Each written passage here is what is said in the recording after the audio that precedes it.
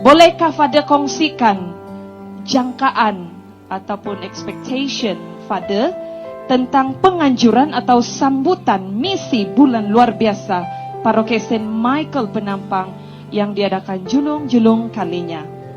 Sebenarnya misi kita untuk United in Christ ini kan, One in Christ, United in Mission ini, bersatu dalam Kristus ini, bukan hanya dalam masa senang saja, dalam masa susah juga kita harus bersatu. Dan itulah tadi itu, saya punya renungan, ya, kita semua berdoa tadi, Tuhan jangan kasih hujan, jangan kasih hujan. Kita bersatu dalam doa. Tapi Tuhan bilang, kasih hujan sajalah, sikit-sikit. Ya, tapi selain daripada itu, ekspektasi saya yang terutama sekali ialah agar semuanya itu, apa yang kita lakukan pada malam ini dilakukan dengan kerjasama yang baik.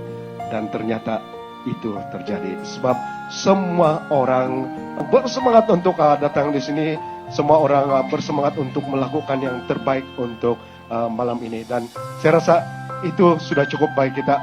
Yang seterusnya saya mengharapkan agar apa yang kita buat di sini pada malam ini akan menyemarakan iman kita di sini Penampang ini, umat-umat di Penampang ini khususnya.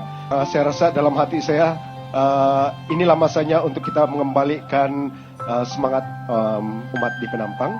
Sebab mungkin selama ini kita mungkin tertidur kah? Apa pendapat Father tentang penginjilan semula? Jadi apa kabar gembira itu? Kabar gembira Tuhan tentang Tuhan Yesus.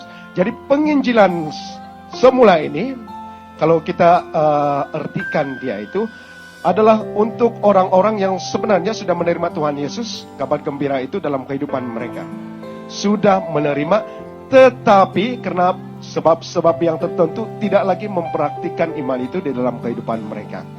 Mungkin karena pengaruh sekularisasi, karena pengaruh media, atau banyak sebab lagi, maka sudah tidak lagi mempraktikkan iman itu. Tidak sudah datang gereja setiap minggu, tidak sudah memantang untuk tidak makan daging pada hari 5, tidak sudah datang confession sekarang yang mungkin hanya 1 kali dalam 2 tahun kah begitu.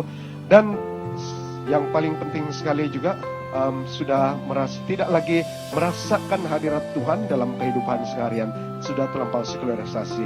Jadi tugas kita untuk ataupun sebagai umat yang masih percaya itu, untuk penginjilan semula ini adalah untuk mengembalikan umat-umat ini yang Kristen, yang sudah Katolik ini kembali untuk sekali lagi bersama-sama kita di dalam iman kita, dalam pelayanan gereja, bersatu dalam Kristus, satu dalam Kristus, bersatu dalam misi, begitu.